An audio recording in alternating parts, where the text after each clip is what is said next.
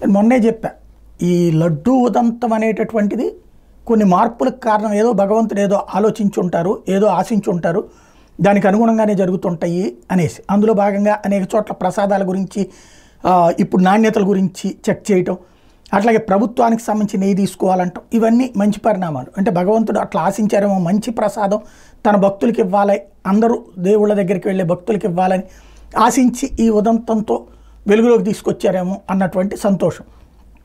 దానికి తోడు ఇప్పుడు మరొక సంతోషకరమైన అంశం ఏంటంటే, జగన్ కొండ మీదకి వెళ్తానికి రెడీ అవ్వటం, అతను డిక్లరేషన్ ఇవ్వాలంటాం, ఆ డిక్లరేషన్కి అతను నిరాకరించి ఎన్నిసార్లు వెళ్ళినప్పుడు లేని డిక్లరేషన్ ఇప్పుడు ఏంటంటూ రైట్ చేయడం, అంతకుముందు ఎవరు అడక్కపోయి ఉండొచ్చు, ఇప్పుడైతే నువ్వు ఇచ్చి తీరాల్సిందేనని చెప్పడం, తద్వారా డిక్లరేషన్ అంశం వచ్చినటువంటి సందర్భంలో అది అందరికీ మేము ఇట్లాగే వర్తింపచేస్తామని తెలియజేయడం కోసం ఇంతకాలం కొండ మీదకి ఎవరు వెళ్తున్నారో ఏంటంటే, ఏ బురకా వేసుకుని వెళ్తేనో లేకపోతే వేరే మతాచారాలకు సంబంధించి సింబల్స్ పెట్టుకుని వెళ్తే ఆపగలరు, కానీ మామూలుగా హిందూ భక్తులుగా వెళ్ళిపోతుంటే ఎవరు పట్టించుకోరు. అసలు అక్కడ ఇట్లాంటి ఒక డిక్లరేషన్ ప్రాసెస్ ఉందని చాలామందికి తెలియదు. ఇప్పుడు జగన్ ఉదంతం కారణంగా కొండపైన అనేక చోట్ల బోర్డులు పెట్టారు. ఆ బోర్డుల మీద ఇట్లాగా ఇది హిందువుల హక్కు, స్వామివారి దర్శనం, ఇక్కడ అన్యమతస్థులు దర్శనం చేసుకోవాలంటే డిక్లరేషన్ మీద సంతకం పెట్టాలి అంటూ ఎవరిని కలవాలి ఏంటి అన్నటువంటి బోర్డులు పెట్టారు.